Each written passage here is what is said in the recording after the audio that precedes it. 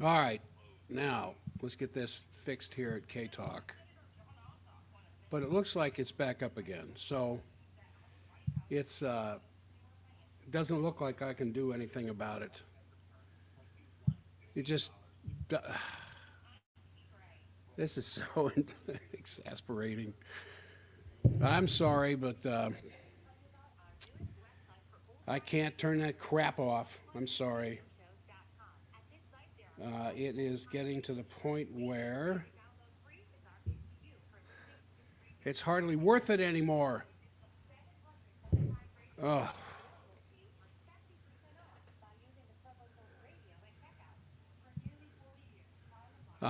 let's see if. Oh, well, now, excuse me. Maybe it's changed. Maybe they've. I don't know why it's still coming across on my phone. All right, let's let's get this going here. This should not be playing here. That's all I know. So if you can let me know, those of you who monitor this program, if I'm double broadcasting or not, you're listening to Global Affairs Unfiltered. I'm Jack Stockwell, and I will be here for a couple hours this morning, bringing everything up to date as best I can since last week with everything that's happened. I have told you that I want to do intermediate broadcasts during the rest of the week, as opposed to just Monday, Tuesday, and Wednesday. And I have not been able to do that because all my time has been spent on getting ready for this conference that I will be shortly leaving to attend. Oh, thanks, Paul. Good. All right. Well, then let's hustle along here and let's get going. I wanted to start with. No, I'm just going to go ahead and start with the most important stuff that has occurred over the last few days. Of course, is Russian Deputy Foreign Minister Sergei Rabkov said that the preparations are underway for a face-to-face meeting between U.S. President Trump and Russian President Putin for their face-to-face meeting. And Rabkov said a possible Putin-Trump summit could involve much broader talks of global issues, not just what's going on in the Ukraine. Rabkov said, the question is about starting to move toward normalizing relations between our countries, finding ways to resolve the most acute and potentially very, very dangerous situations, of which there are many, Ukraine among them. But he said the efforts to organize such a meeting at an early stage and making it happen, he says, is the most intensive preparatory work that we are doing right now. Rabkov added that the U.S. envoys could meet within the next 2 weeks to pave the way for further talks among these officials. Now, this, as I have said all along, I think Trump is playing chess. I think he's playing chess in the Gaza situation as well as what's going on in the Ukraine. He makes bold chess moves, such as the outrageous, ridiculous things that come out of his mouth, in order to cause the other side of the chessboard to mount some kind of a defense against some of the things he's saying, because he has the weight of American military behind him. And so it kind of forces the other side to have to get off of their lazy butts and do something. So when he says we're going to take Gaza and turn it into a beautiful strip and remove the people from there, at first I was shocked as anybody else when he said that. But when I got to thinking about it, he has no intention of doing that whatsoever. It's to force the other side, the Arab League and everybody else that's involved, to come up with some kind of a reconstruction program for the Gaza with the Palestinians remaining in place. And so the Trump administration, in light of that, the Trump administration has proposed a deal that's requiring, back to the Ukraine for a moment, the Ukraine to surrender half of its revenues from natural resources, including minerals and gas and oil, as well as the earnings from ports and infrastructure, in exchange for potential U.S. economic support. Again, this is another chess move. I don't think he's going to do that. I think he's going to require, and I know he he often looks like he's stepping outside of constitutional authority from the executive. But I think he does these kinds of things to force the other side to make a move on the chessboard so he knows what to do next. He's already made it clear he's cutting off weapons and all other kinds of support services for the Ukraine and wants the European Union to do it. And in the midst of all of that, the European Union's falling apart. So I think I have a lot of hope for this. You know, the deal requires no, in exchange for minerals and energy and all these other things that Trump is requiring in order to help the Ukraine rebuild. There's no security guarantees. And as Hegseth has said, there will be no American troops there whatsoever, even though Starmer, who is going to be in the White House this week, Macron's supposed to be there today. I know I'm rambling. I will cover all these things individually. Macron's there trying to bring Trump to his senses today. And I think Starmer's supposed to be there Thursday trying to bring Trump to his senses because he's finally doing what needs to be done. An adult has finally showed up in the room. So a draft proposal a couple of days ago obtained by the New York Post suggests that the revenues would place the U.S. controlled fund until it reaches $500 billion, an amount that far exceeds Ukraine's current resource sources. But despite rejecting a similar proposal last week, the Ukrainian officials are reviewing the new terms, which includes at least one change that could please Kyiv. The new draft removes a provision that would have placed a deal under the jurisdiction of a New York court. The Trump administration argues the U.S. is going to invest in Ukraine. The American economic interest in Ukraine would themselves serve by itself, by American industries and everything else coming in there as a security guarantee. And these hardball proposals come in context of the growing confrontation that's going on between Trump and Zelensky. Now, I noticed some of the news releases are saying Ukrainian officials saying this, Ukrainian officials saying that, not Zelensky. And then it still amazes me to no end that Zelensky pretends to have a vote in here anywhere. And then, of course, he raised all kinds of hell when he wasn't invited, as well as the European Union was not invited to the security meeting last week in Riyadh. Now, there's where the real chess move is showing up. So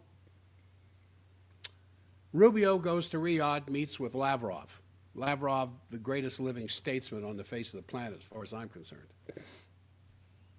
There's several, but he's the greatest.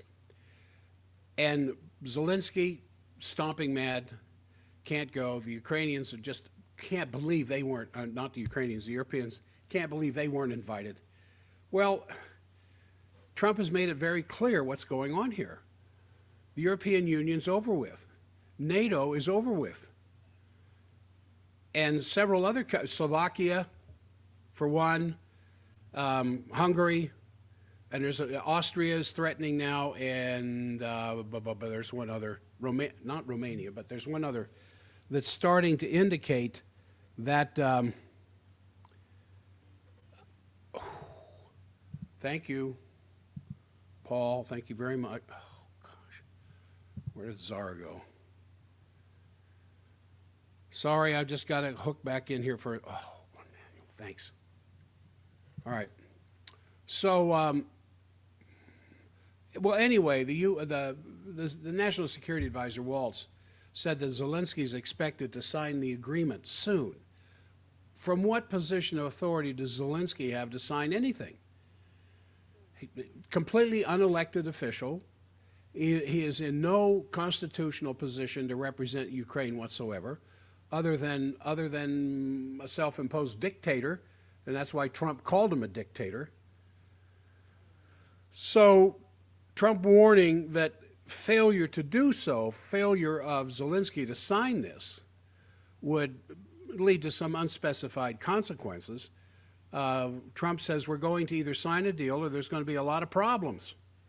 And unfortunately for both Kyiv and the dealmaker Trump, one of the planned sources of mineral wealth in Ukraine is this supposed abundance of rare earths.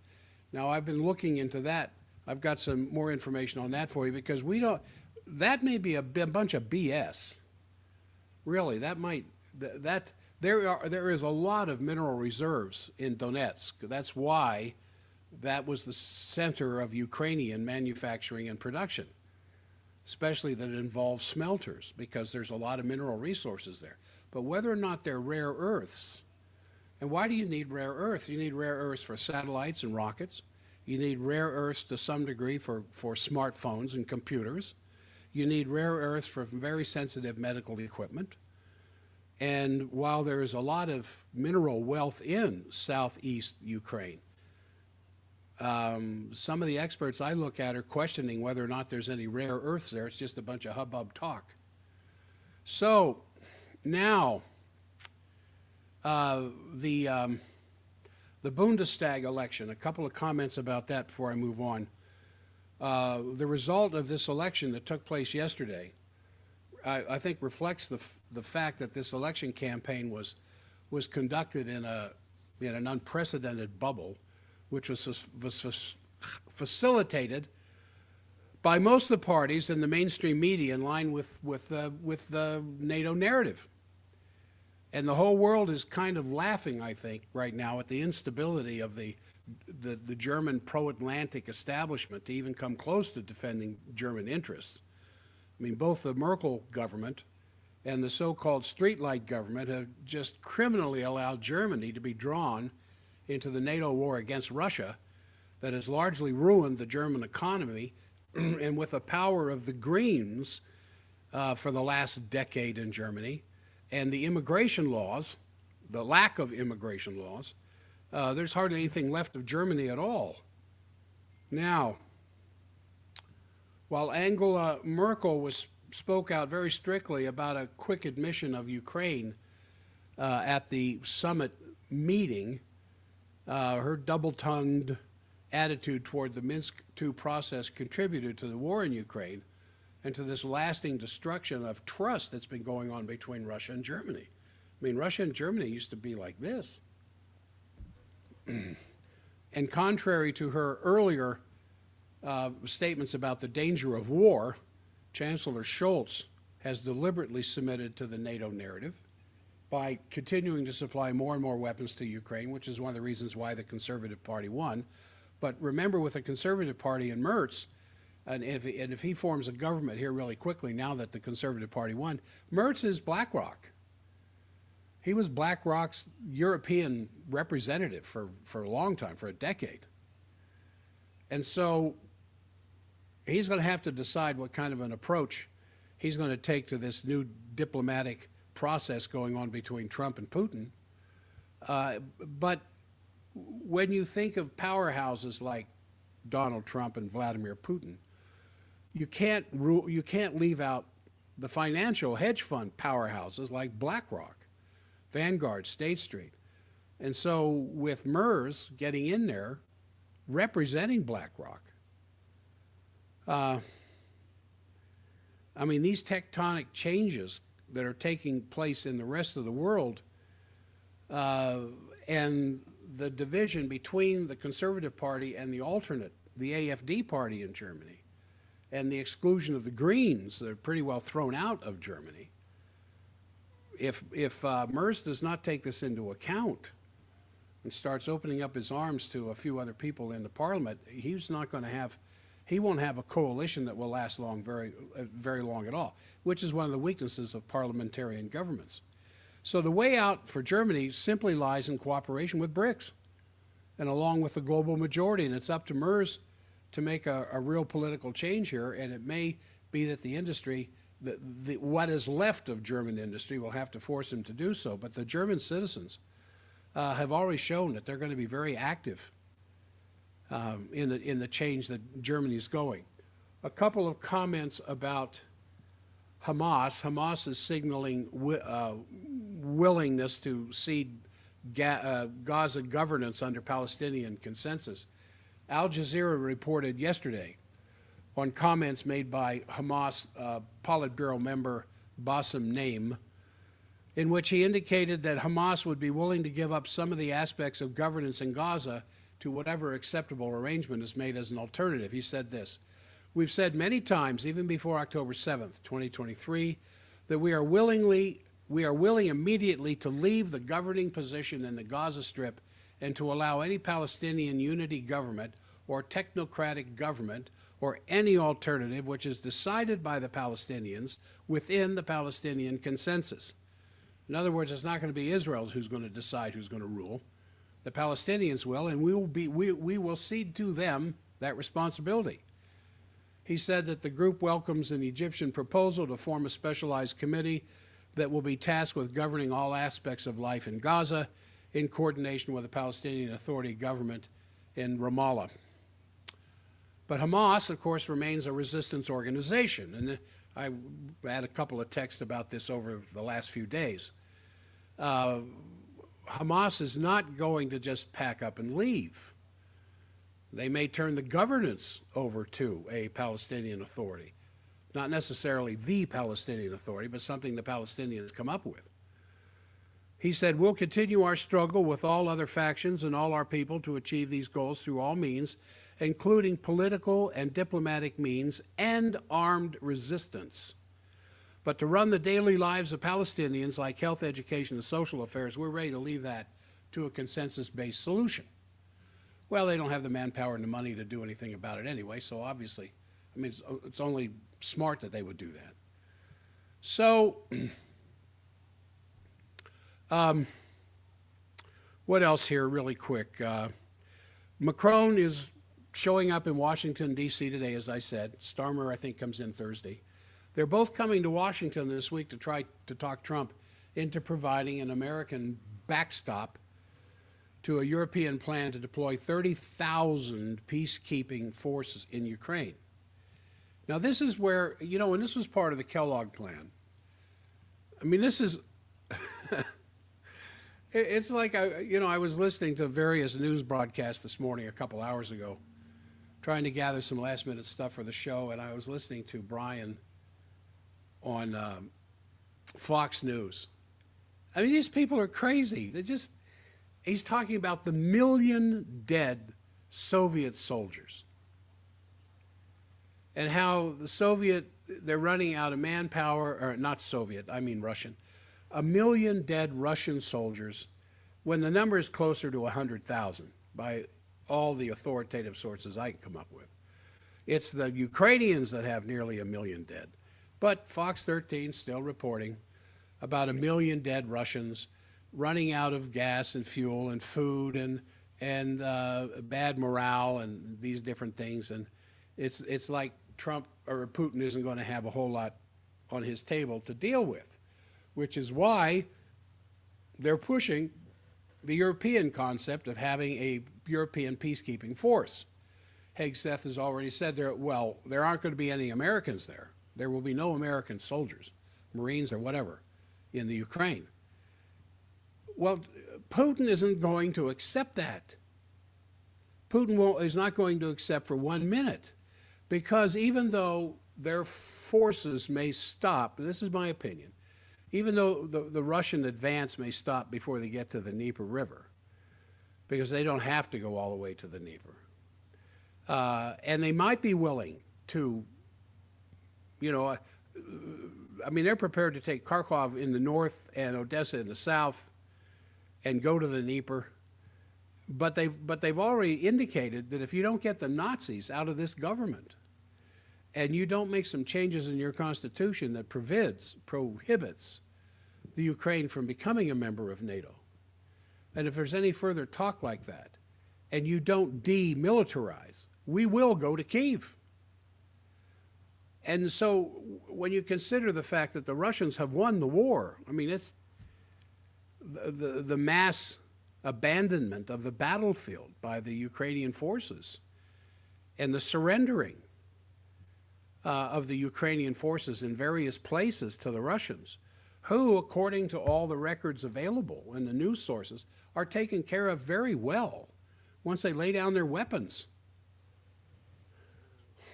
They're given medical care. They're given emergency medical care, surgical care. They're fed.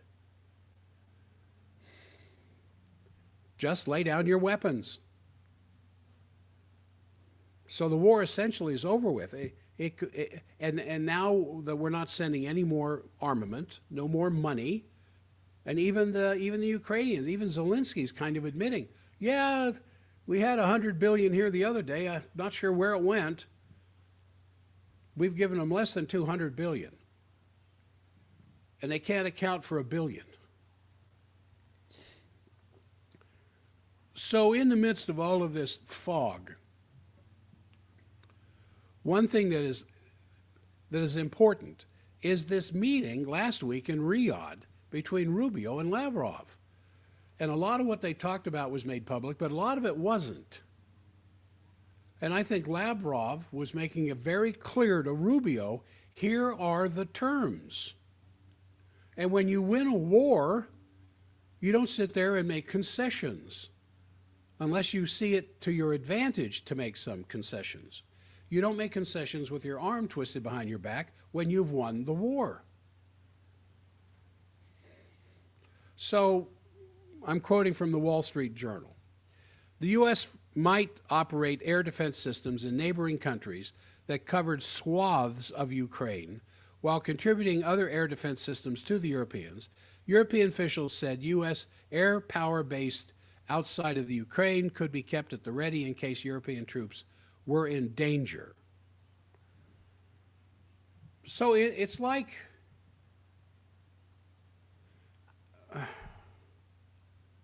I don't know, it's like a play that's going on the stage that's trying to present a picture that the audience knows isn't true.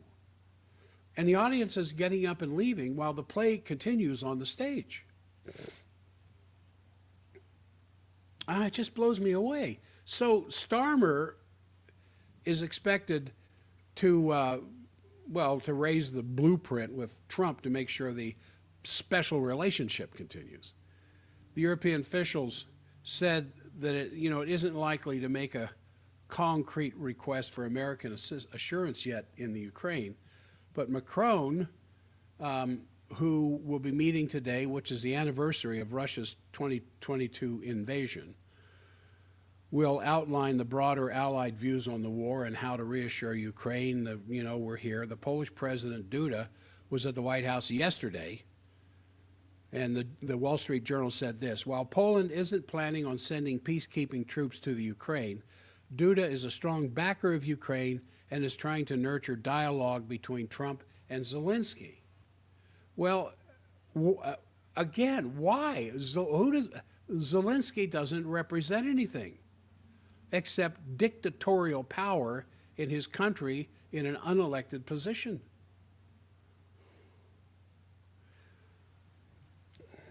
So while I am trying to figure out as much as I can regarding, turn that off. While I'm trying to figure out all the time what is going on here, it's not the easiest thing in the world to do, by any means. But I keep trying to pay attention to this. And my little thing here is looks like it's trying to record, and I don't want it to record. I just want it to hook up and be a part of this. All right, anyway. So, Jeffrey Sachs, a regular on the Judge Napolitano, a regular guest. I have a lot of respect for him. I hardly ever disagree with him. He had he had an interview with Tucker Carlson here last week, and he had a day later he had a blast with the European Parliament on the 20th. And Sachs, of course, has been very critical of Donald Trump, but he's hopeful and supportive of the dramatic reestablishment of diplomacy between the U.S. and Russia, which, of course, Trump has forged. Sachs said that this February 18th meeting in Riyadh last week, he said, is probably the most important day for peace in maybe decades. And and I've hit it several times this morning already in this first half hour, how important this meeting was, not just for who was there, but who wasn't there. And of course, Trump and Putin weren't there, but this is the beginning of it, as the two next most powerful people in state departments of the U.S. and Russia, Rubio and Lavrov, were there, and some of the meeting was in private. So Sachs on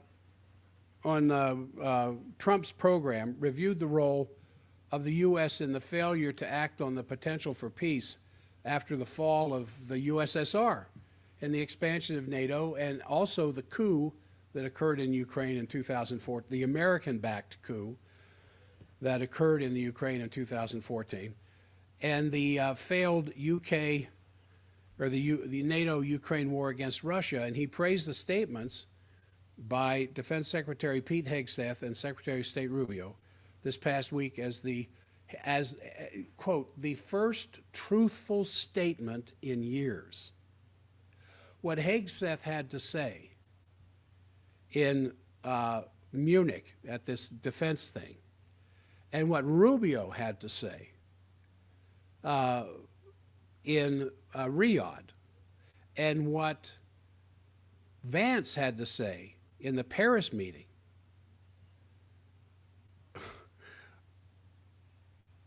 Sachs says these are the first truthful statement in years that the Ukraine will not join NATO, and that and then Rubio, which really surprised me, and this is why I think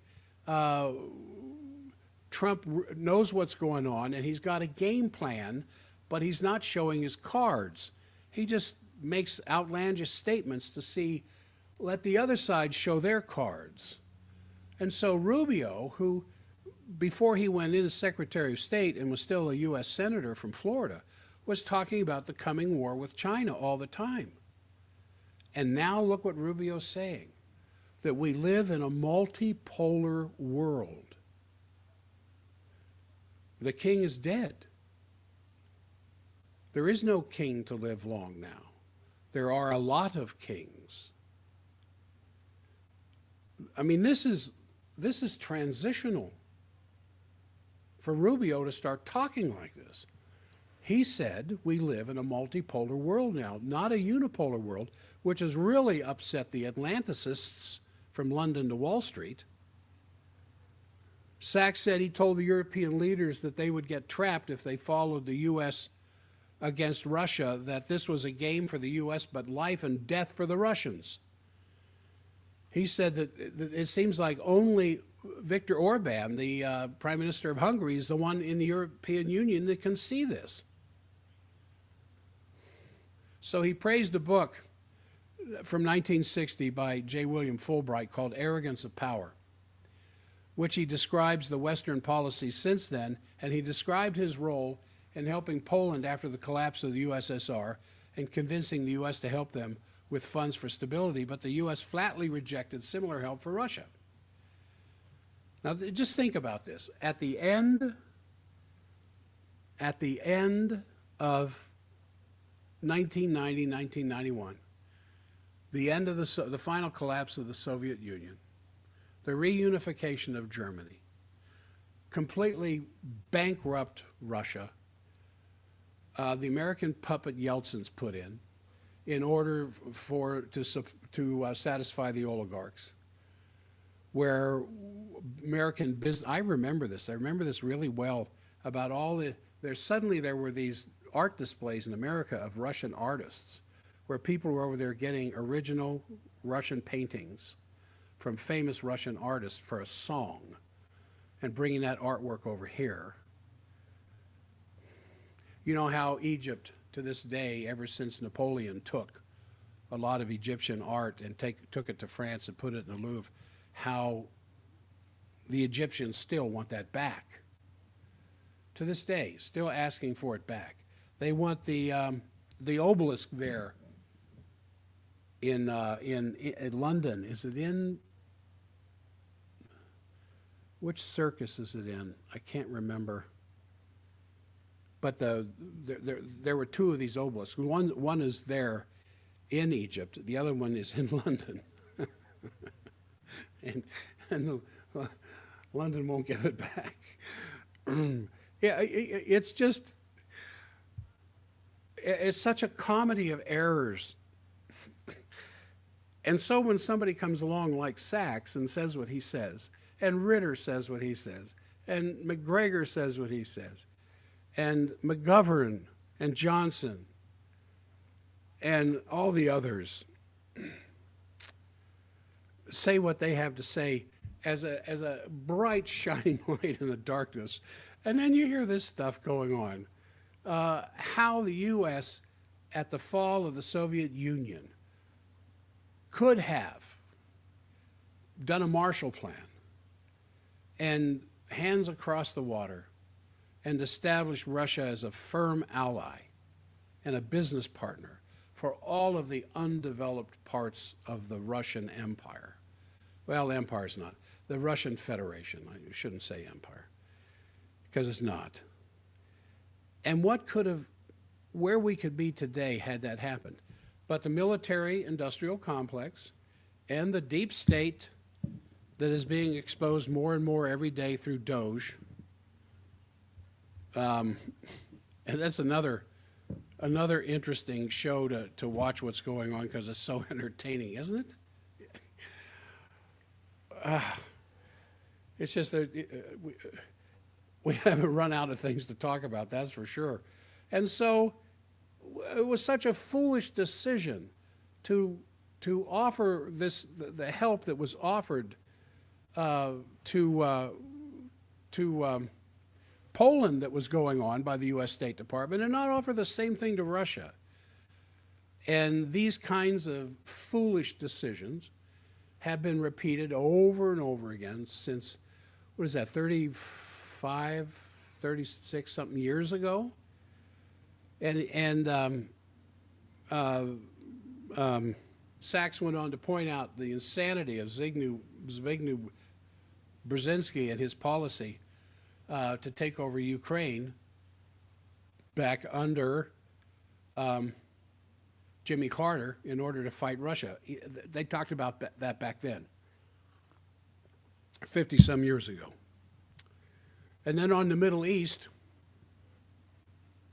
he talked about how Trump and Witkoff have forced the ceasefire, and if Trump, like Eisenhower, JFK, and Reagan, learns to stop, he'll succeed. But if he goes with Netanyahu to fight Iran, then everything that Trump is trying to do over there is going to end up being a total disaster. I don't think he will. I think he has a trump card for Netanyahu, and I think he has a trump card for Israel. And so when he says we're going to go get the Gaza, we're going to own it, we're going to take 1.5 million people and move them out of there to somewhere else, half of them to Jordan, half of them to Egypt, he had no intention of doing that. This is just how he does business, because he wants the other side to show their hand. Well, of course, the entire Arab League and what, 15 different, all the way to Indonesia, absolutely not. That's not going to happen. Which begs the question, why hasn't Netanyahu gone back into the Gaza? Because the IDF is still there. And Hamas is saying, well, you get the IDF out of here and turn this over to some Palestinian autonomy to govern themselves, we'll back down. Now, if Hamas had been beaten, as the Western media wants you to believe, how can Hamas be in a position to say such a thing? No, Hamas won. Hamas won the war. That's why most of the divisions have been pulled out, and of course they're now doing the same thing in the West Bank, which is not Israel, although Israel says, well, we're annexing it. Just as crazy as Trump saying we're going to annex the Gaza. Well, what's holding them back? Well, Trump's holding them back. It's because of Trump they haven't gone back into the Gaza, besides the fact they got their butts kicked. So Sachs says that Trump's Golden Age statement can be true the golden age that Trump's talking about is if there's peace. So in his February 19th speech to the European Parliament at an event called the Geopolitics and Peace, Sachs lectured the Europeans to stop following the dead Biden policies of the U.S. and work with China and Russia, or the Europeans will be destroyed. Now, his lecture parallels that of Vice President J.D. Vance in Munich, in which he told Russia and China, when Vance was talking at the Munich conference, he said Russia, as you know, and I just want to bring it up, make some comments. He said Russia and China are not your enemies. Your enemies are your refusal to listen to your voters. And that's what just happened yesterday in Germany. Now, I don't know if Germany would have been any better with the AfD getting in there, but with the CDU getting in there, hopefully they can start to reverse some policies if Merz can get a coalition put together, of which he's going to have members of the AfD. And the AfD wants their open border immigration policy stopped immediately. 1 in 5 Germans was not born in Germany. I don't know how those statistics break down here in the United States. How many people who are living here legally, illegally, well, if illegally, they weren't born here, I guess, but how many people, legal or illegal, in the United States weren't born here? Not that you have to be born here. You just need to follow the laws. I have no problem with immigration, and I have no problem with Madagascar citizens coming to the United States to live, as long as they go through the legally established processes to do that. I have a daughter-in-law, born and raised in China, who is now an American citizen. It took years, but she followed the law, finally held up her Constitution, swore allegiance to the United States, and is now an American citizen. So Europe just went apoplectic when Vance told them, your enemy is not Russia and China, it's your own voters. It's because you don't listen to your own citizens. That's why you're in the trouble that you're in. So Sachs described the July 1996 clean break policy of the neocons in service to Bibi Netanyahu, which was the end of the two-state solution back then, promising to overthrow any country which would oppose Israel's policy of one state under Israeli control. He said that Russia still has no plans for territorial expansion and that claims to the contrary are just childish propaganda. So U.S. foreign policy has become one of regime change, Sachs said. This is what I like about when somebody so refreshing tells the truth refreshingly in these kinds of venues. It gives me great hope that this eventually will come to pass. He said, U.S. foreign policy for the last several decades has simply been one of regime change, sticking our nose where it wasn't wanted, forcing a change in the government so that the new government would drop their barriers to American businesses coming in and stealing their resources from their citizens. He said this, there have been about 100 of them, either covert or overt. I advise the Ukrainians, and I'm not anti-Ukrainian, pro-Ukrainian completely. Be neutral. Don't listen to the Americans. I repeated them the famous adage of Henry Kissinger that to be an enemy of the United States is dangerous, but to be a friend is fatal. Okay, so let me repeat that for Europe. I tried to reach out to some of the European leaders. Most don't want to hear anything from me at all. But I said, don't go to Kyiv. Go to Moscow. Discuss with your counterparts. But they wouldn't listen. The quote continues, "By the way, if anyone would like to discuss how the U.S. blew up the Nord Stream, I'd be happy to talk about that," which got a laugh from the audience. Then he said, "Europe's last sovereign act was their refusal to join in the Iraq war and ridiculed their capitulation to the U.S. dumping the JCPOA with Iran.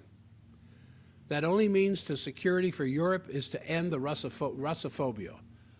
The Russophobia, he said, and to stop provoking Russia. He denounced the Estonia actions against Russia and the Russian-speaking citizens of their countries.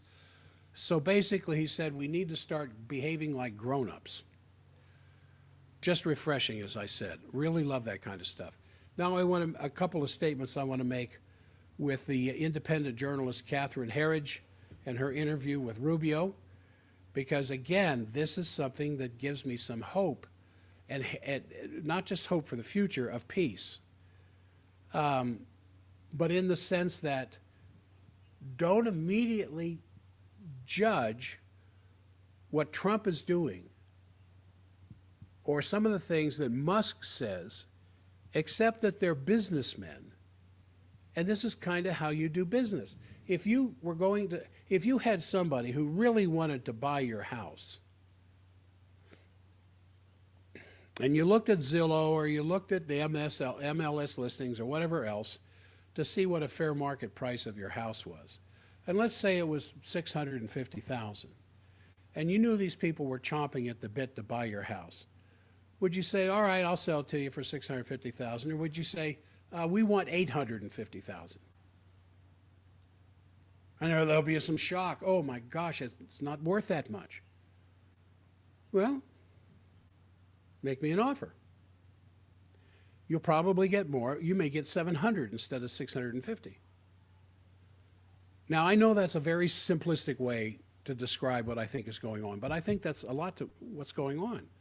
So Secretary of State Rubio sat down to discuss his first 30 days with the State Department, with Catherine Herridge, and the State Department published that transcript. And as reported in the February 22nd briefing that came out, the topics included Gaza, Russia, Ukraine, Iran, China, U.S. foreign policy priorities. But on Gaza and Iran, Rubio said this. He said Hamas, a terrorist organization, should have no rule in the future Palestinian government, which Hamas has already said. He restated President Trump's position on relocating refugees from Gaza and said that if a nation disagrees with Trump's plan, they should present their own. There you go. He says the U.S. is never going to tolerate Iran developing a nuclear weapon, but he declined to elaborate on the options available us to. He said there are options available to us to respond, but he didn't clarify that. And on the administration's America First orientation, Rubio clarified that it's America first, not America only, but America first. And all activities of the State Department have to be reviewed to confirm that their missions are aligned with the national interest of the USA, unlike the U.S. State Department for the last 4 years. And not just when the Democrats were in charge of the State Department. You go back and look at, under George Herbert Walker Bush, what the State Department was doing, and what it did under Clinton, and what it did under George Bush Jr., what it did under Obama. And that's what Sachs was referring to in regime change around this planet through the auspices of the U.S. State Department. And Rubio is saying that's all going to change. I mean, that just makes me want to put my hand over my heart and elicit the pledge when I hear stuff like that. So he responded to questions from Herridge regarding DOGE and U.S. aid and other topics. And he was asked how much ground was lost. She said, how much ground was lost in our relationship with Russia under the Biden White House? And Rubio said, there was no ground. It was all lost. Even at the height of the Cold War, even in the worst days of the Cold War, he said the United States and the Soviet Union had communication. Even at the worst times, we were talking. He says, whether we like it or not, Russia is a power, a global power, and they're engaged in Syria.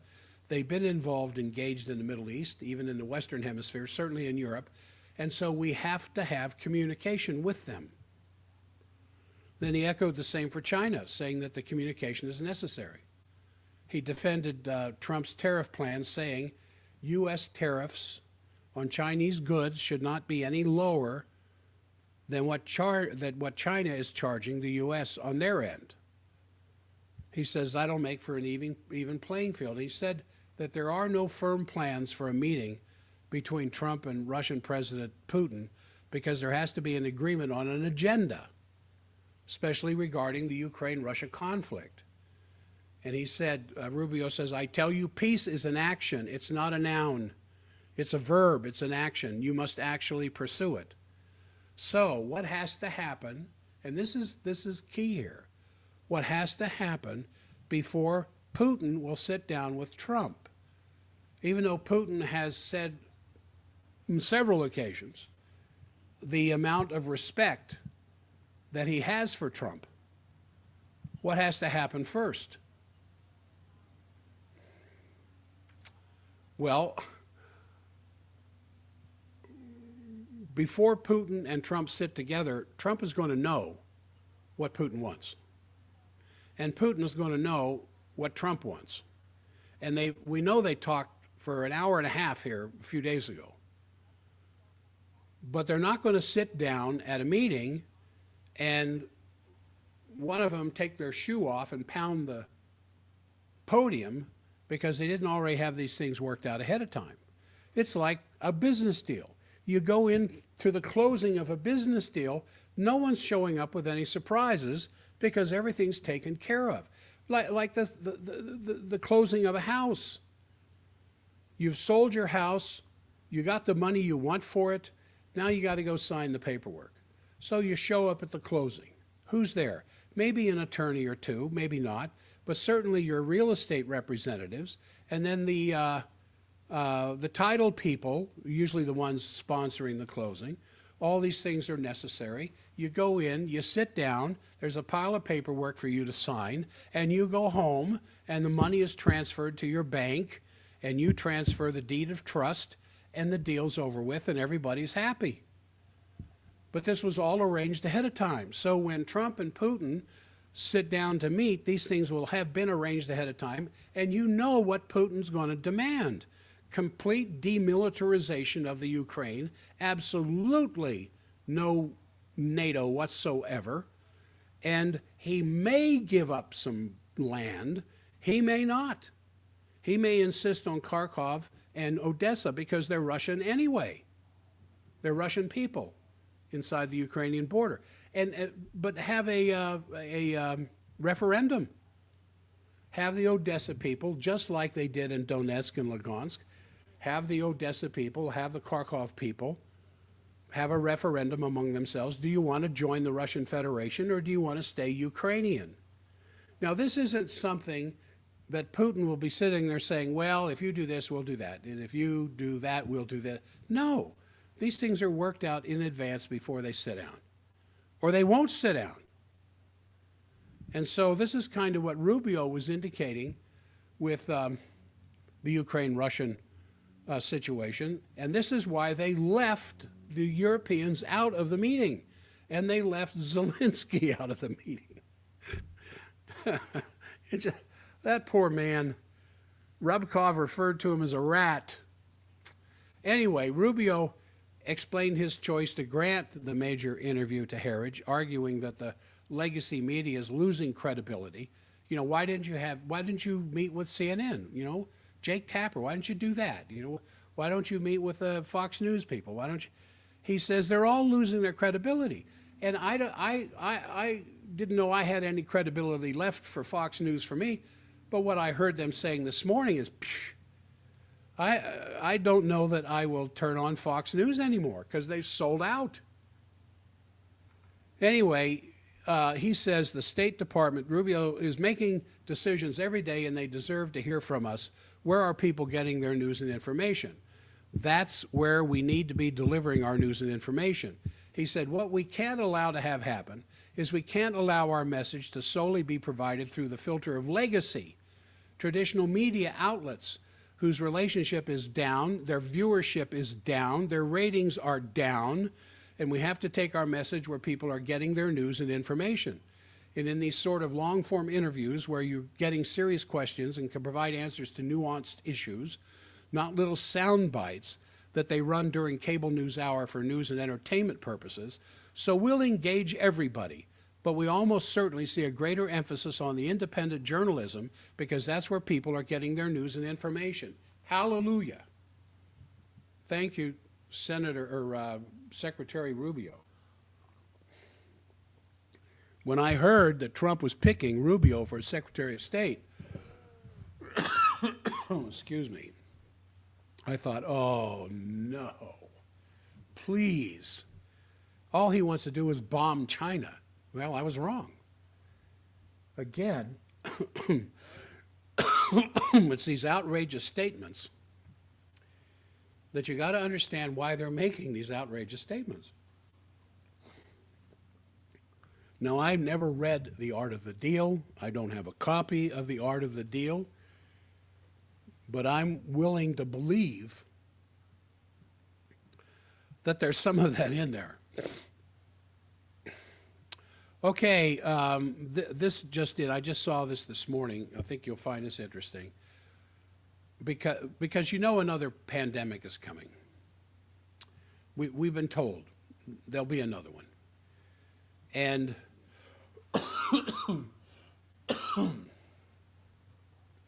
the Chinese researchers have recently discovered a bat coronavirus that uses the same cell surface protein to gain entry into human cells as the SARS-CoV-2 virus that causes COVID-19, theoretically, mind you, raising the possibility that it could someday spread to humans.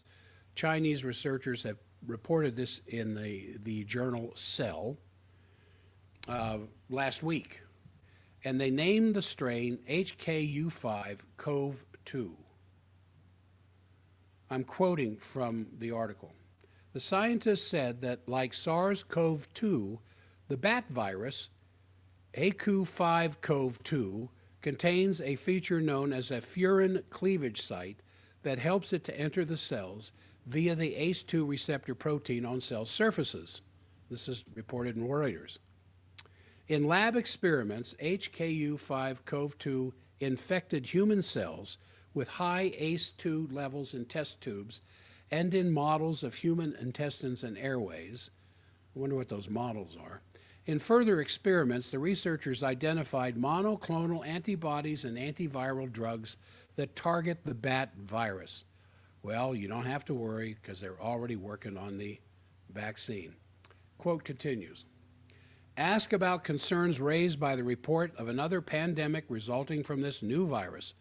Dr. Michael Osterholm, an infectious disease expert at the University of Minnesota, called the reaction to the study overblown. He said there's a lot of immunity in the population to similar SARS viruses compared with 2019, which may reduce the pandemic risk. However, given the worsening overall health of the American population, along with the suspension of funding of new disease research grants from the NIH by Trump, along with known zoonotic diseases like Lyme, E. coli infections, plague, it may become easier than anticipated for zoonotic disease transmission. The study summary even notes, this study reveals a distinct lineage of HKU5-CoVs in bats that efficiently use ACE2 and underscores their potential zoonotic risk. But not to worry. These highly touted wind turbines that are in China are doing their part to annihilate the bat population. An estimated 1.7 to 2.8 million bats are killed at wind facilities annually. The bats don't fly into the blades since they have echolocation, but the turning blades create an air pressure differential that bursts the little bat lungs of the bats when they fly through it. thought that was interesting. All right, the measles outbreak in Texas. Boy, they won't let a good chance to scare the people. Oh my goodness, it's almost 8 o'clock. They won't let a good chance to scare the people get by. Since late January, the Texas Department of State Health Services has identified, you may want to sit down, 90 cases of measles. In a state of 20 million plus, they found 90 people with measles in the South Plains area of the state, along the border with New Mexico. And of those cases, 5 were vaccinated, while 85 of the 90 are in people who either have never been vaccinated or whose vaccination status is unknown. I'm glad they added that. Since measles is highly contagious, health officials expect this number to continue to soar. The majority of the cases are children and teenagers, with 26 cases in children under 4, 51 cases in minors from the ages of 5 to 17, and there are an additional 9 cases across the state line in Lea County, New Mexico. Measles is potentially a fatal disease, and at least 16 people have been hospitalized in the area. It is potentially fatal only to those who are severely immune compromised by a mess of comorbidities.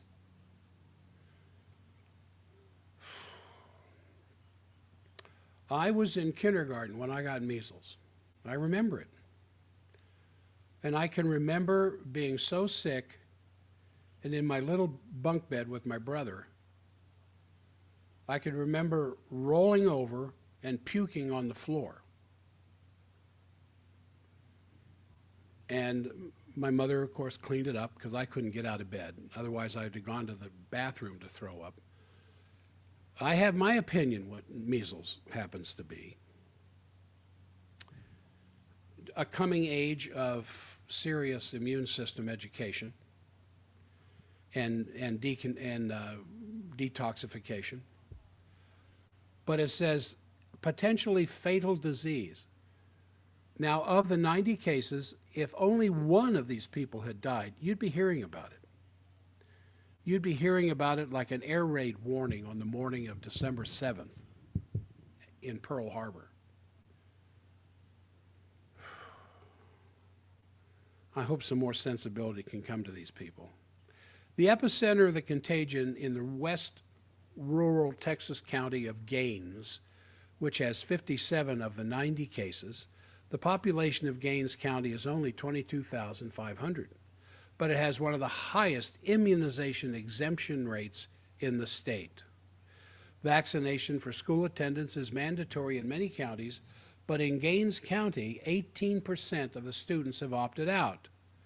A high percentage of the unvaccinated are of the Mennonite denomination of Christianity. Mennonites in West Texas, I didn't know that. So, the vaccination for school attendance is 18%. No, it's mandatory, but 18% have opted out. Well, 18% of 90 would be just a little less than 20. So the majority of them must be vaccinated. Anyway, measles has been virtually eradicated in the U.S. with only 13 cases nationally in 2020. But the number of cases has been rising in recent years. In 2024, the U.S. had 285 cases. One might expect a renewed drive to eliminate the disease, but ideological convictions have prompted the CDC to cancel several vaccination campaigns and postpone a meeting of a panel of medical experts to address the issue. And now that Kennedy is involved, they will be addressing the issue, for sure. Now, I was going to do this, I'm not going to take the time to, but the President Sheinbaum of Mexico is warning the United States in their fight against cartels that don't do anything to violate Mexico's sovereignty. She said all options are going to be on the table if we're dealing with what are designated to be foreign terrorist organizations who are specifically targeting Americans on our border. So even though there are Americans involved with the cartels, and we know that, it's no surprise, American mercenaries hired by the cartels. And some of the comments that have been made by Secretary Nome, Department of Homeland Security Secretary, that Americans would be legitimate targets, not Mexican citizens, but Americans that are part of the narco-terrorist organization. The Mexican president, Sheinbaum, said, be very careful, you don't violate Mexican sovereignty with what you're doing. So she submitted proposed changes to 2 articles of the Mexican Constitution. One change to Article 40 says, the people of Mexico will under no circumstance accept foreign interventions or interference in our internal affairs. And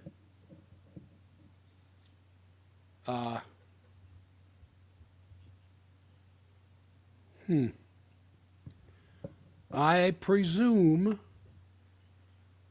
I am still broadcasting at K-Talk, even though my equipment here is indicating that I might not. That's easy enough to find out here. No, it looks like I'm still coming across, but my earlier connection with my broadcast equipment here looks like it might not be operating the way that I thought it was. So in that case, I will make a few changes here that definitely makes my life a little easier. All right. So I'm going to go on from anyway, talking about Mexican sovereignty. Both the Trump administration's designation of the 8 cartels as narco-terrorists, as well as Mexican Sheinbaum's president response to defending Mexico's sovereignty is good as far as they go, but neither go far enough to actually be effective in stopping the drug trade. So there's several things that still need to be done, but I don't want to get too far into that. Let me see if, I'm looking at, comment about our Pope, Pope Francis, has been in the hospital since February 14th with double pneumonia. I said our Pope. I believe the God in which I believe in delivered the Pope Francis to the Catholics. While he's not near death, he's out of danger. And so while there are those praying for his recovery, he's actually discussing the possibility of resigning, because it's to the point where the disease to the point where he may be incapacitated even if he recovers to some degree. So Cardinal Gianfranco Ravasi, quoted by TASS as telling the interviewer for Corriere della Sera, if Pope Francis has difficulties in fulfilling his papal duties, he will make his own decision. I think he may choose to resign. It's up to him. He has the final say. The Pope has the great desire to have a Jubilee year dedicated to hope, and it's important to him. So, anyway, the media, I'm still quoting, media outlets starting speculating about the pontiff's possible near demise and the following conclave. Another option is abdication. Francis himself has repeatedly said that Benedict XVI, who will forever be remembered as the first pontiff in 600 years to resign from the job, paved the way for successors. The Pope even said that he signed a letter of abdication that would be taken into account if he lost capacity. All right, then another thing I want to talk about is, does the Ukraine actually possess rare earths? Because that's,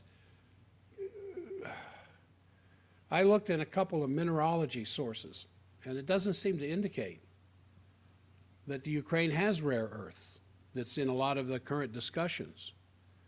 Because it's Zelensky who's running around saying they're trying to steal our rare earths, they're trying to steal our rare earths, while the Kyiv regime has published a portfolio of the country's mineral riches listing rare earth metals.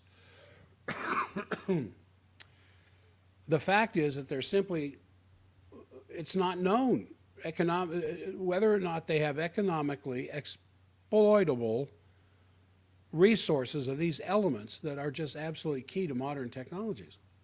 So China is the world leader right now in proven rare earth reserves and production, and it provides 70% of the rare earth imports the United States has. 70% of it comes from China. I'm sorry, I'm dry. I need to drink a little more. So Kyiv's portfolio, and it seems tailored to appeal to Trump, because Trump would love, as a part of restoring Ukraine, get his hands on these rare earth minerals, because they're a lot cheaper in this situation than buying them from China. And any kind of tariff stuff against China would raise the price of these rare earth minerals to the United States, and subsequently, or the sequelae, would mean you'd be paying more for any kind of technology or instruments of technology that required the presence of these minerals. So in their portfolio, it has a page on rare earth minerals. I was able to see that, and it names the elements, the following elements: tantalum, niobium, titanium, beryllium, zirconium, tin, molybdenum, lithium, and zinc.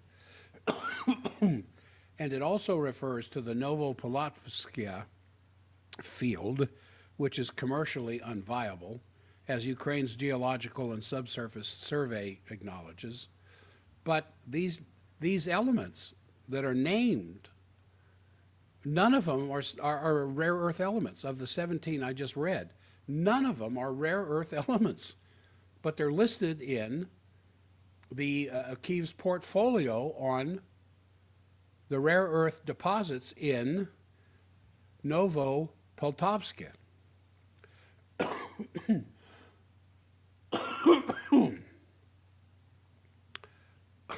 So the United States Geological Survey, a world leader in compiling information of this sort, and you can go to the usgs.gov and read it for yourself, does not include the nation of Ukraine in its listing of countries that have rare earth mineral production or even reserves. And as Bloomberg Energy and Commodities reporter points out, a NATO think tank has joined in to play up the claims of Ukraine's rare earth riches, and the NATO Energy Security Center of Excellence, based in Lithuania, claims Ukraine has an abundant supply. This is quoting: Ukraine emerges as a key potential supplier of rare earth minerals such as titanium, lithium, beryllium, manganese, gallium, uranium, zirconium, graphite, apatite, fluorite, and nickel. This is from, get this, as was the case supplied in the list by the Ukraine, none of these are rare earths. None of them. The apatite deposits do not have commercially viable concentrations of rare earths. So the U.S. is going to be waiting a long time for Kyiv to pay the $500 billion that Trump is demanding. And if that payment is based on the much-touted resource that Ukrainian doesn't even have, it's going to take a long time to pay it. There's just, when I discovered that in researching this a little earlier, I just couldn't help but break out laughing. The stuff they tout as the rare earth supplies in their apatite fields. Apatite is a mineral. None of them are rare earth minerals. All right, now there is, what else do I want to do here? Declassified Russian files are documenting the Nazi atrocities in the cursed region. Some of this stuff is just horrible. I don't even want to go into it. Israel is delaying a prisoner release, as you know. Israel provoked another crisis in the Gaza ceasefire just last night by refusing to release the 620 Palestinian prisoners who were slated to be freed in returning for freeing the 6 Israeli hostages that Hamas turned over to Israel the day before.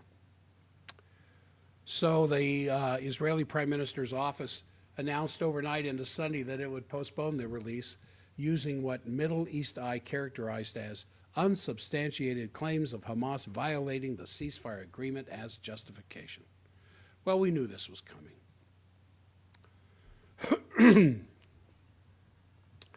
And I think Netanyahu sees the writing on the wall, and I think he knows what Trump is up to, but he's going to try to gain every last inch that he can get. Now, in relation to the Gaza takeover plan, Trump has said he's going to sit back now, and this was the chess move.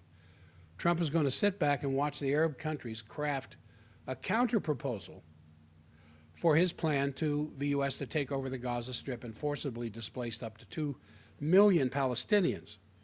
He said for the first time, and this was 3 days ago, I think it was Friday, that he would not force anyone to accept Palestinians from the Gaza Strip, but still thought it was a good idea. He said this, "I'm not forcing it, I'm just going to sit back and recommend it, and then the U.S. would own the site. But anyway, to do it is with people there, and I don't think it would work. But I do like my plan." So a senior official told the Middle East Eye that King Abdullah II of Jordan had informed Trump in private of his plan would invoke Islamic extremism and lead to a collapse of the pro-U.S. governments across the region. King Abdullah said that Trump was very attentive and sympathetic in that meeting. All right. There's on this day in history, a little thing that I stumbled across. I had no idea about this. This is very interesting. On February 23rd, 1778, a little more than a year before the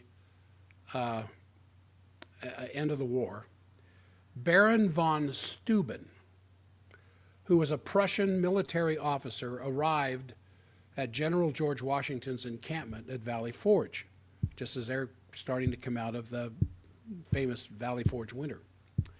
And he began to train the soldiers in close order drill, instilling a new confidence and discipline in the demoralized Continental Army. Once again, Benjamin Franklin's extensive networks, I'm reading from this report, came to the aid of the American Revolution. A French minister of war recommended von Steuben as a resource for the Continental Army to Franklin. Franklin communicated this to General Washington, and soon von Steuben was on the ground at Valley Forge. Von Steuben did not speak a word of English, but he drafted a drill manual in French, which was translated into English by Alexander Hamilton. And remember, Hamilton was raised in the French part of the Caribbean. The Prussian drill techniques, as well as the organization of basic hygiene and general camp discipline, allowed the fledgling American army to master techniques far superior to any of the European armies. Also on this day in 1919, the Defender of the Fatherland Day is what they call it, was established initially in 1918 during the Russian Civil War, when the first mass draft into the Red Army occurred and was later expanded to honor all the armed forces. It's marked with parades, fireworks, and the President of Russia lays a wreath at the tomb of the unknown soldier.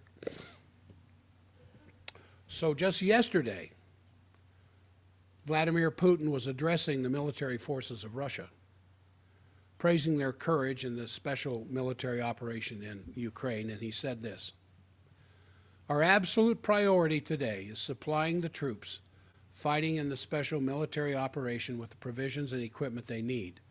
Based on the analysis of the tactical use of the weapons and equipment, we will continue to provide the armed forces with state-of-the-art models.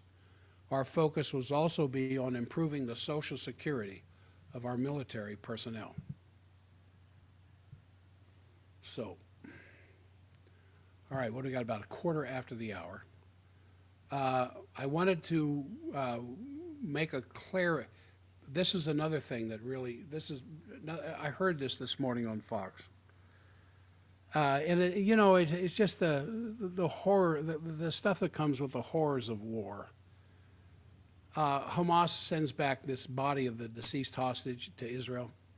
The family of Shiri Bibas confirmed yesterday that her body was returned to Israel on February 21 by Hamas, positively identified by the Institute of Forensic Medicine. The remains of Bibas were supposed to have been sent to Israel, along with those of her two young sons and an elderly man on February 20. But Israeli authorities said on February 21 they got the body of a Palestinian woman instead. Hamas now seems to have corrected the error. An IDF spokesman, Rear Admiral Daniel Hagari, in what must have been a performance staged for effect, mind you, claimed yesterday that the two sons had been killed by Hamas with their bare hands. Now, contrary to Hamas's lies, Ariel and Kiefer were not killed in an airstrike. Ariel and Kafir Bibas were murdered in cold blood by terrorists, as reported by the Times of Israel. This quote, "The terrorists did not shoot the two young boys, they killed them with their bare hands. Afterward, they committed horrific acts to cover up the atrocities. This assessment is based on both forensic findings from the identification process and intelligence that supports these findings. We have shared these findings, intelligence, and forensics with our partners around the world so they can verify it." According to Middle East Eye, on February 21, Hagari also reportedly admitted that the IDF knew almost immediately that the Bibas family was deceased in December 2023, but claimed it could not announce that fact. In response, Hamas issued a detailed statement overnight, countering Israeli claims and putting the onus on Netanyahu for the deaths of the Bibas family and all the other hostages who died in Gaza. According to the statement, Hamas offered to return the bodies of the Bibas family during the week-long truce of November 2023, but that Israel refused the offer. Now, that's Israeli statement. What is Hamas's statement about this? And I picked this up from Scott Ritter the other day. Hamas issued a detailed statement over the weekend, countering Israeli claims about the deaths of the Bibas family and putting the onus on Israeli Prime Minister Netanyahu for their deaths and all the other hostages who died in Gaza. Tahir al-Nono, media advisor to the head of the political bureau of Hamas, said in a statement that Hamas's original intention after October 7th, 2023, the Al-Aqsa flood attack into Israel, was to return all the hostages without conditions in the early days of the conflict, but Israel refused it. At the time of the November 2023 truce, Hamas offered to return the remains of the Bibas family who had been killed shortly before, but the blame for the delay, and who now cries over this event, is on the occupation. It was the Israeli army that bombed the residential area where this family lived. Tens of thousands of Palestinian children have been killed, and their remains have become intermingled, the statement said. The one bearing responsibilities for these massacres is the one who committed them, that is Netanyahu. The occupation destroyed all our hospital capacities and even demolished the equipment used to lift rubble and recover bodies. This may in the future affect the possibility of a third phase of this agreement. We clearly state that we demand the machines and equipment necessary to extract the bodies of the Palestinian martyrs, as well as those of the hostages who were killed. We also require the equipment needed for DNA testing to identify the bodies, equipment whose testing capabilities were destroyed by the occupation. As for the ceasefire agreement itself, we have completed our negotiation preparations for the second phase, and we hold the American administration, which confirmed that the phases are interconnected and that a second phase exists, along with the mediators responsible for ensuring this matter and obliging the occupation to implement the agreement without delay. The statement then goes on to assert that what many people in Israel already know, that Netanyahu has no interest in saving the hostages and is only shedding crocodile tears for them. What Netanyahu mainly desires today is for the agreement to collapse and for its terms to not be honored. Therefore, there must be a clear international movement to ensure its continuity, because the occupation is seeking by all means to undermine it and to lay the blame on us to justify the evasion of its commitments. And then in an earlier statement, Israel called the Israeli allegations that Hamas members had killed the Baivis children with their bare hands outright lies intended to cover over the crimes being committed by Israel on the order of Netanyahu. And those crimes are the Hannibal Directive. We now know, and I think it's pretty well substantiated in several Israeli publications, that the 1,500 people who were killed there at the beginning of this on October 7th, 2023, were killed by the IDF, were killed by rockets from helicopters. Many of the Israeli soldiers were killed by the Israeli soldiers on command from Netanyahu, under the guise of, we don't want them to have hostage negotiations with us. So we don't want them to have any hostages. So, and I think this is one of the reasons why there's such a high suicide rate among IDF soldiers who were fighting the day of October 7th. Now, can something so horrific as this be true? Haaretz printed it. The Times of Israel printed it.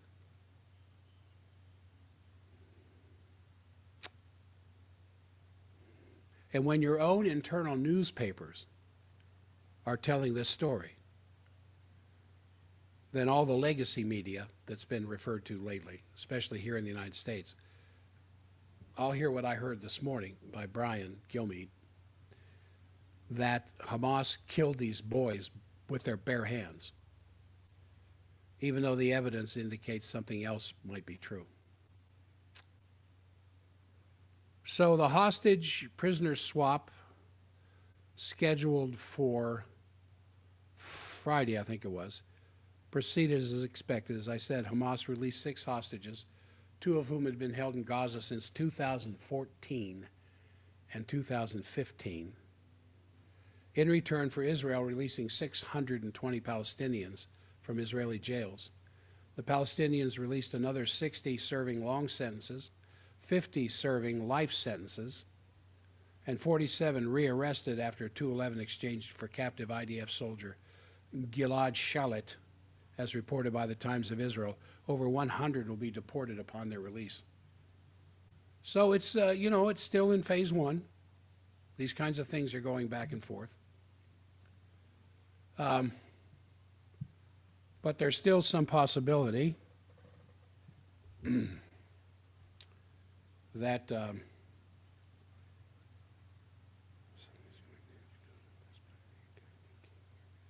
boy. There's still a possibility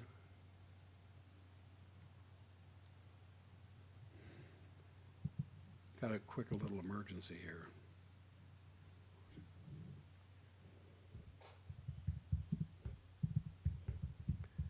You'll have to forgive me for a second.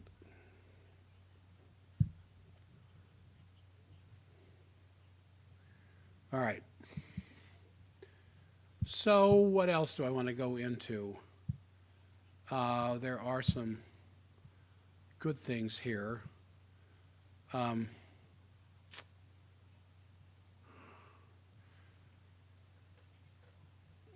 Senate votes $150 billion more for the Pentagon.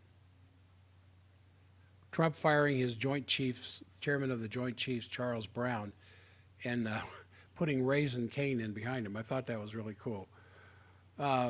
Raisin is a Dan Cain, C-A-I-N-E, Daniel Cain, General Daniel Cain. He goes by the nickname Raisin, of course, Raisin Cain. And he was, he's known Trump for some time. Trump has known him for some time. He put him in as the Joint Chiefs. It just sounds like to me, it sounds like sounds like a good idea. And then this stuff about Kellogg, I don't know why Kellogg is still in there. He has comments on meeting with Zelensky. I mean, it was Kellogg who hasn't got a clue as to what's going on there in Ukraine. It was Kellogg who was putting together a deal for when they sit down at the negotiation table for Russia to give up a lot of the territory that they had taken. You know, when I see stuff like that, I can only come to one conclusion in my mind. These people aren't dealing with reality. But actually, you know, there's an extremely exciting transformation going on right now of great strategic significance. I mean, it's only been 4 weeks now since Trump has been in the White House. I think it's fair to say that in these 4 weeks, the world has been turned upside down. Sachs says the meeting of Lavrov and Rubio in Riyadh is probably the greatest meeting of that type in decades. I think the best characterization for this change was in a comment the other day in The Economist, referring to these changes. First, they talk about the phone call between President Trump and President Putin, then the amazing intervention by J.D. Vance at the Munich Security Conference, where he said the biggest threat to Europe comes not from Russia or China, but from within the European Union, which has caused a lot of European leaders to just go absolutely ballistic, freaking out in all directions.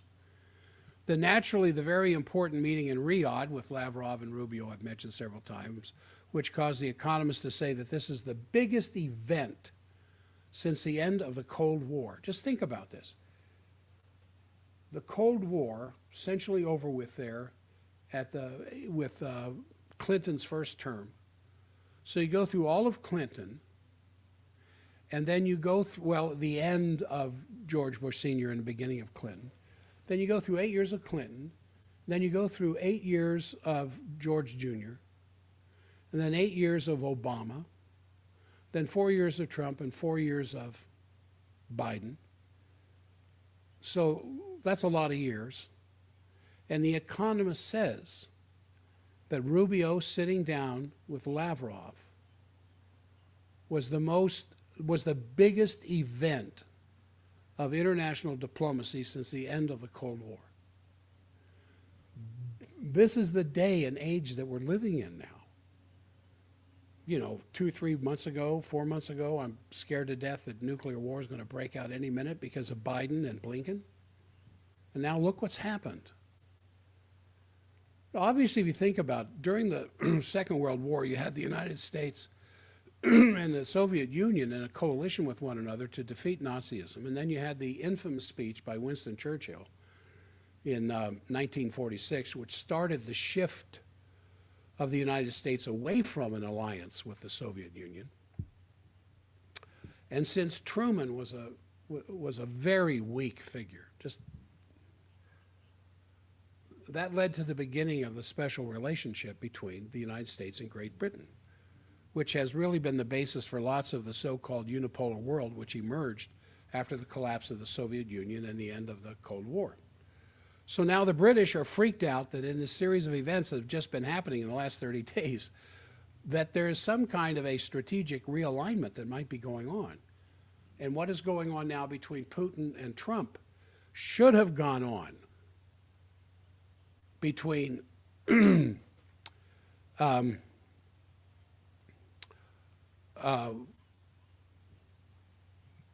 United States State Department and, of course, Truman with the Soviet Union 4 years before I was born. Now, I must say, if you look at the commentaries, which are either hysterical for the most part or skeptical, saying Trump doesn't really make all that big of a difference, and that's in some European newspapers. It doesn't make a whole lot of difference because he's still so intimately tied to the military-industrial complex. You know, and they say, well, look at what he's doing in the Middle East with Netanyahu because that doesn't fit in with what he's doing in the Ukraine. So you have all these different reactions ranging from TDS, Trump derangement syndrome, to looking at it as if everything is completely rosy and that don't worry, just be patient, Trump is going to fix everything, which isn't going to happen.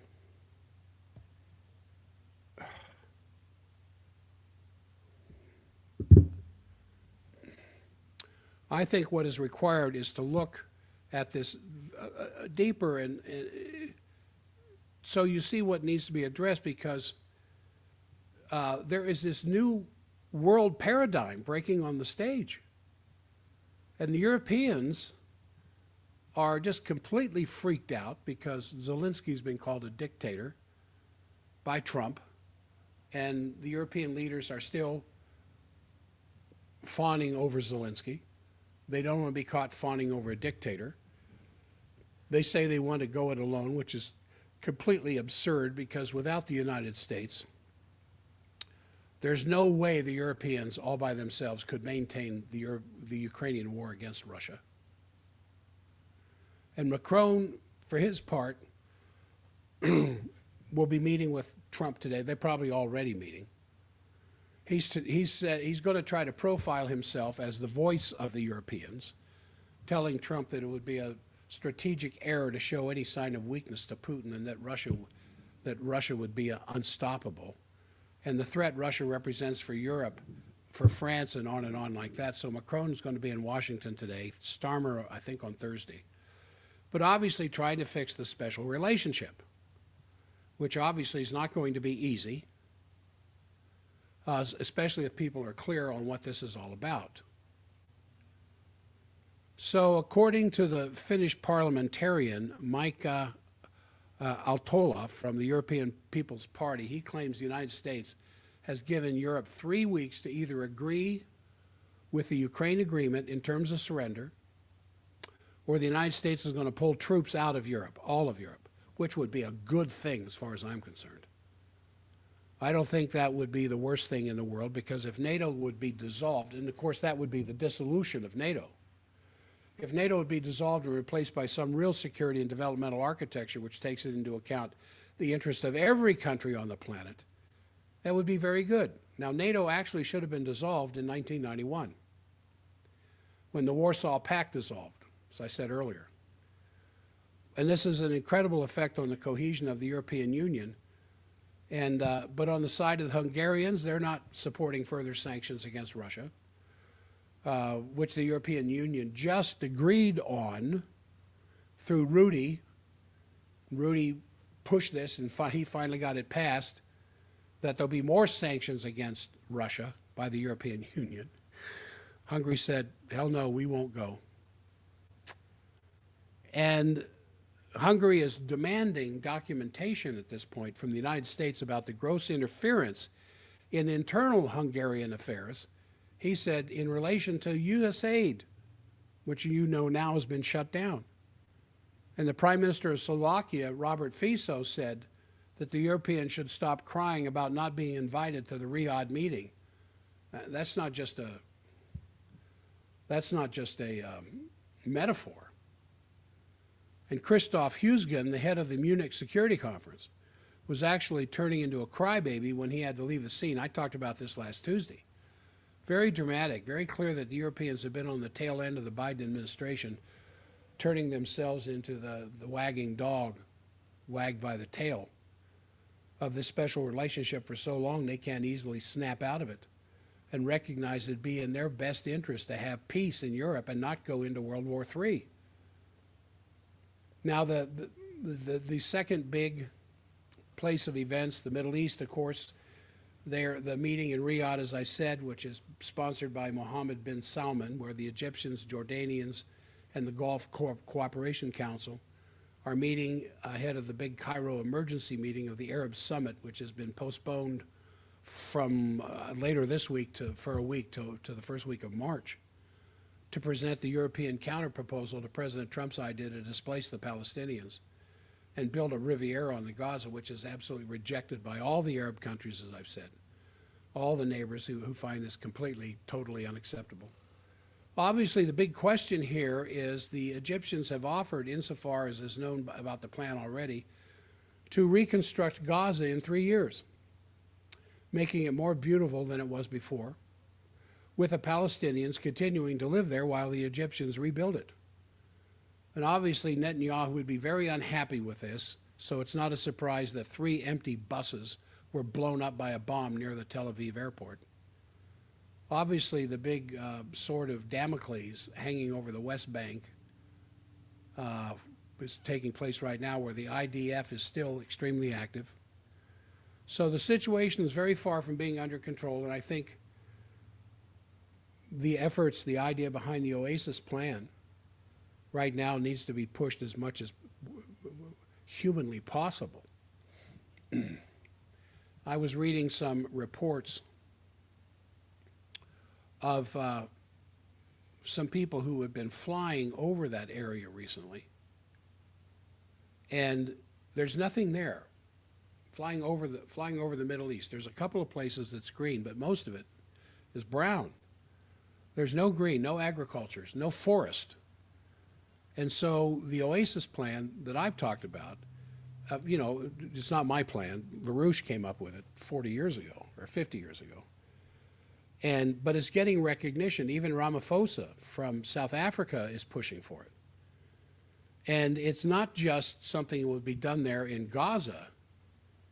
This thing would stretch from India to the Mediterranean and from the Caucasus to the Gulf, Persian Gulf, which obviously is a central place in all of this, but to turn a region, the Middle East, into something green. Excuse me. The plan would use the production of fresh water from ocean water, from aquifers, from the ionization of the air, and especially through desalination of ocean waters, to create an irrigation system connecting canals and rivers, create new climate zones by causing more rain to fall because there would be more evaporation into the atmosphere. And all the countries would be profiting from this, from Afghanistan to Iraq, from Syria, Yemen, all the countries which have been destroyed by American foreign policies. And this can be done because the Chinese have demonstrated in their desert in the northeast of China that you can transform desert into land of agriculture and forests and so forth. Chinese said they would be capable of helping them and doing this. So the fight for Gaza as a peace option is much more than that. It obviously means you're going to have a two-state solution. But the Israelis aren't going to recognize that because that's not in their absolute self-interest. They don't want to be surrounded by people who hate them and continue the cycle of violence, but to change the paradigm for good, to have a peaceful cooperation among the neighbors of Israel and Israel through joint economic development. That's what really has to be done here. And that's the kind of subject that is coming out more and more all the time in international conferences and coalitions coming together that realize that's the only way you're going to be able to do this. So, I want to make some comments. Here, a recent publication by Ron Paul, because Musk came out and said, cut half the military budget, or was it Trump that said in the next 5 years I want a 40% cut in the military budget? So I'm quoting rather loosely here from Ron Paul's article the other day. Can we really cut half the military budget? You bet. So he says, the wailing sound that you heard last Thursday was the chorus of the Beltway warmongers shrieking in despair at President Trump's suggestion that there was no reason for the United States to be spending $1 trillion on defense. One of the first meetings I want to have is with this is Trump. One of the first meetings I want to have is with President Xi of China and President Putin of Russia, and I want to say, let's cut our military budget in half. And we can do that, and I think we'd be able to do that. So, With this statement, President Trump has blown up one of the biggest myths of our time, particularly among Republicans, that spending more on the military is essential to keeping us safe. There's a vast and well-funded network of political and industrial interests that depend on maintaining that myth, from the weapons manufacturers to the mainstream media to the think tanks and beyond. And why? Because of what is so-called defense spending. Actually has little to do with defending the country and a lot to do with enriching the politically well-connected. You've seen many times when Lindsey Graham, for instance, I don't remember exactly when he first got into the Senate, but I do know, and they have to publish their wealth, their financial statements have to be made. He was worth $800,000. His net worth was $800,000 when he went into the Senate. Do you know what his published wealth is now? $40 million. How do you go from 800,000 to 40 million in 2 or 3 terms in the Senate? Just like Pelosi and several others.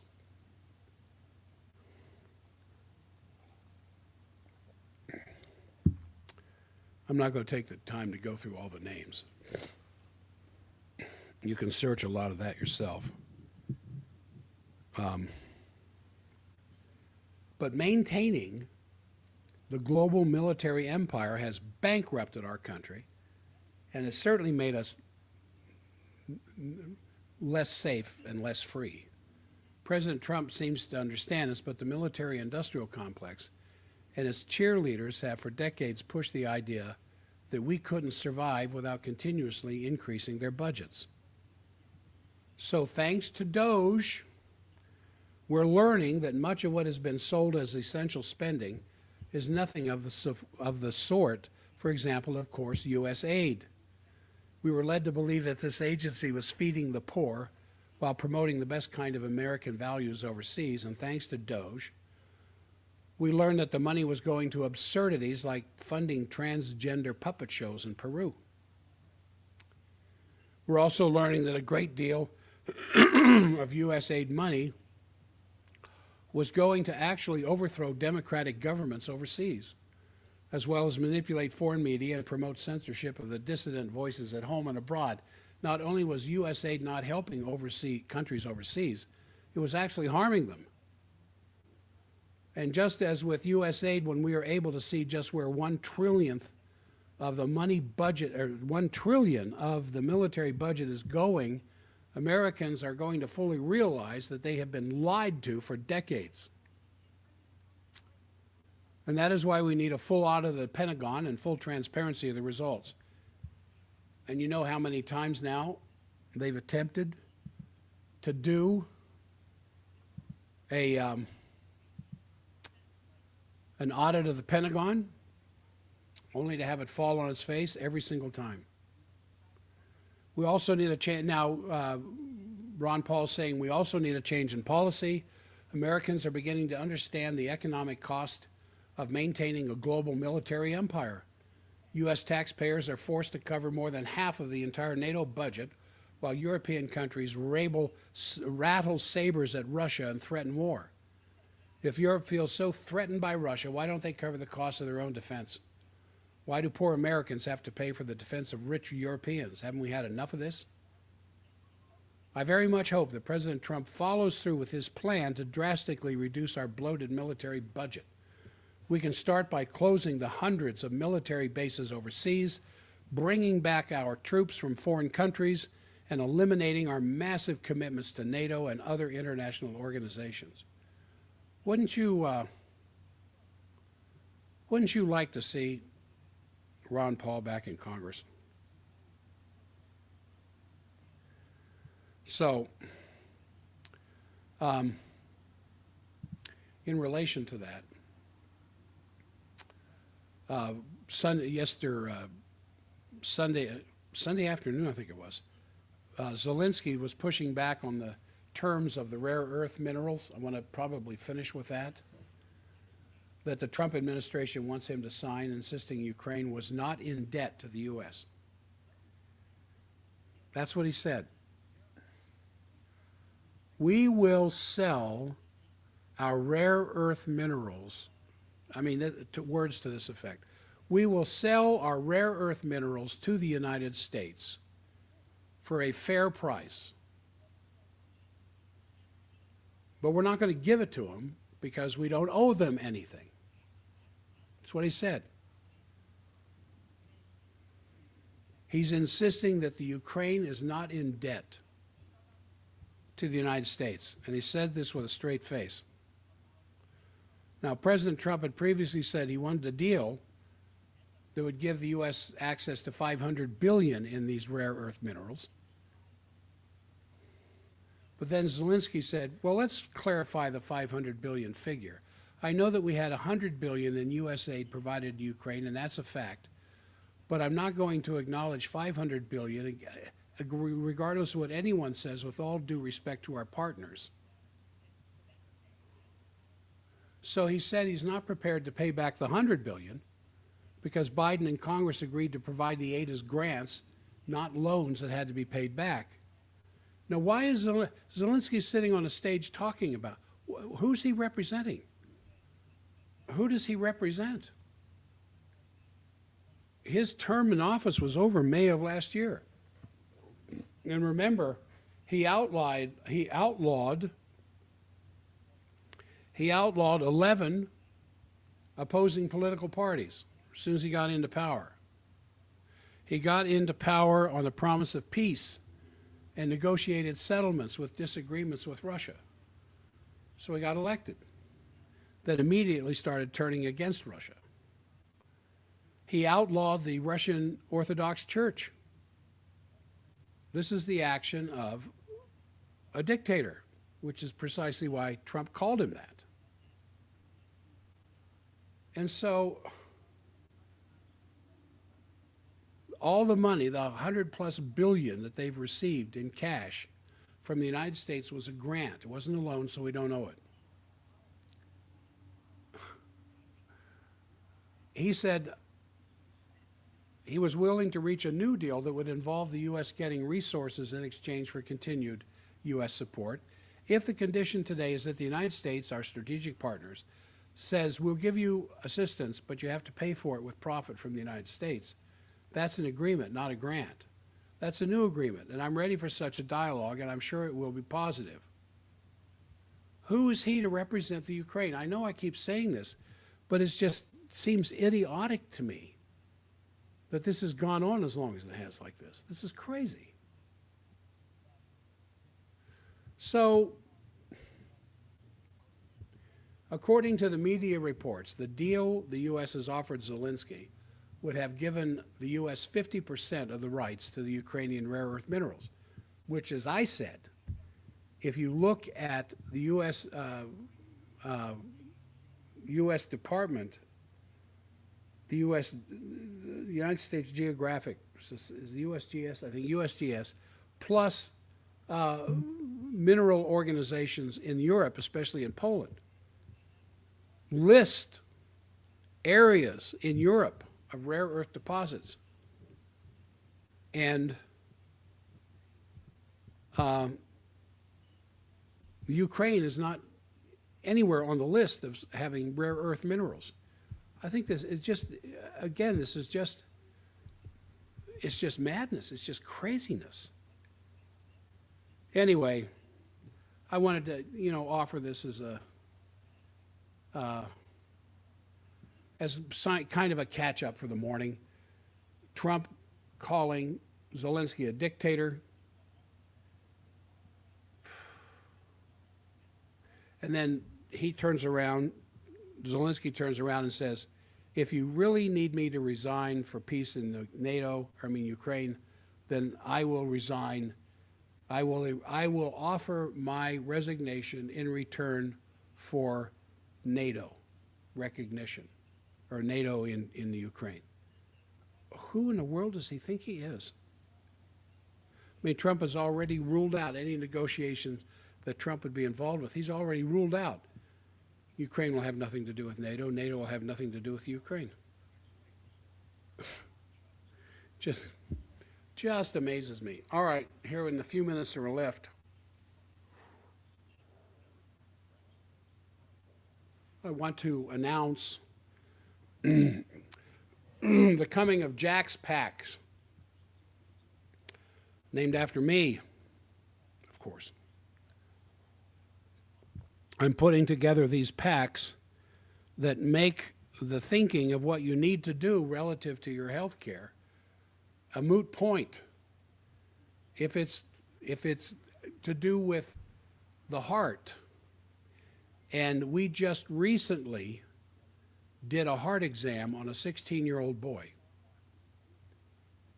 and he's suffering from coronary insufficiency. A 16-year-old boy. We did a heart scan, and we could see on the scan, just unbelievable in a 16-year-old boy. This is why I keep pushing this heart scan so people can understand the condition of their heart before their heart says, hey, I got a problem. Because when the heart finally tells you it has a problem, life will never be the same again afterward if there's any damage to the heart muscle, the myocardium. So we have a pack for that. Now, they're not going to be ready till about the middle of the month. I'm just kind of setting the stage for it now. But we're going to have one for the heart, for heart support. It'll probably involve 4 different supplements that are all food-based that we have demonstrated time and time again it can change a heart scan. We're going to have one for digestion. Digestion is simply the beginning and the end of life. Just because you ate some food doesn't mean you digested it properly, or that you digested it enough that some of the most basic micronutrition that came to you in that food that your body needs may not have digested enough for that micronutrition to be released. So, one of the Jack's packs is a digestive aid to help you more fully digest your food. How do you know if it's working? You have more energy. With our heart support Jack's pack, how do you know it's working? You have more energy. The little fluttering feeling in your chest goes away. The sensation of arrhythmia or anything like that, or the pounding, or the tachycardia. These kinds of things disappear in a matter of a few days to a few weeks by feeding the heart. So we have a Jack's pack cardio support, Jack's pack digestive support.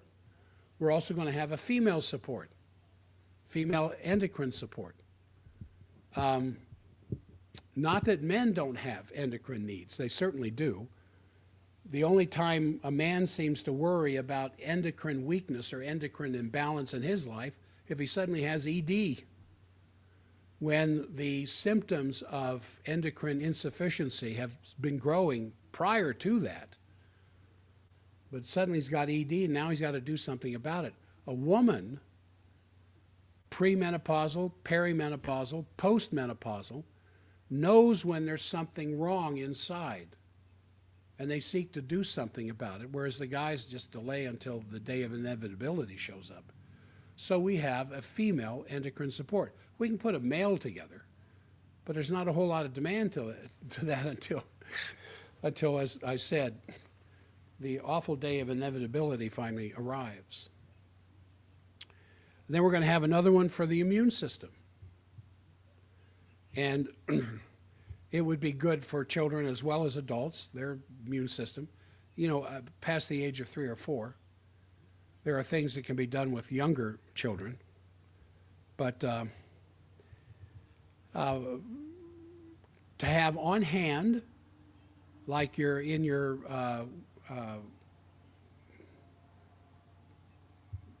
shelf in the bathroom case, or wherever you keep your immune stuff, maybe in a cabinet in the kitchen, it would be sitting there if someone starts to get a scratchy throat or the sniffles or some kind of digestive upset, whatever else, because they picked up something. That pack would be sitting around waiting to be used. the immune support. Then there's another one for foundational support. Just overall strengthen your metabolic resolve, to strengthen increase your energy levels, increase cognition in the brain, further delay any problems with dementia or anything like that that might show up, that may have shown up in other members of the family. That would involve vitamins, minerals, some enzymes, and probably something for the endocrine system.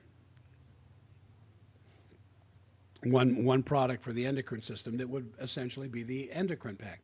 How do you know that that's working? Your stress levels, you'll find that you can handle stress that you couldn't handle before. You'll find things that got you all PO'd don't seem to bother you nearly as much. You begin to feel a sense of calm in moments of stress, where you can actually cognitively think your way through the problems that have arisen, rather than yelling and shouting and stamping your feet. That's how you know that one would be working. How do you know the immune system one is working? Because you don't get sick. Or if you do, you're over it in 24, 48 hours, whereas before it took a couple of weeks. How do you know the digestive pack is working? Because the bloating is gone. The acid indigestion is gone. Your problems with either diarrhea or constipation go away. And you just start to feel cleaner inside. Just things like that. One for the nervous system, to strengthen the ability of the central nervous system to have good, strong synaptic connections. So not just in your ability of locomotor to get up and move around, but also in a sense of sensory input. The majority of your nervous system isn't the part of the nervous system that gets you up and gets you moving around. It's the sensory input to the brain that tells the brain where it is and what's going on in real time. All right, we're coming up here towards the end of the program. Those of you who have been listening on the stream, I appreciate your attention and being a part of the show.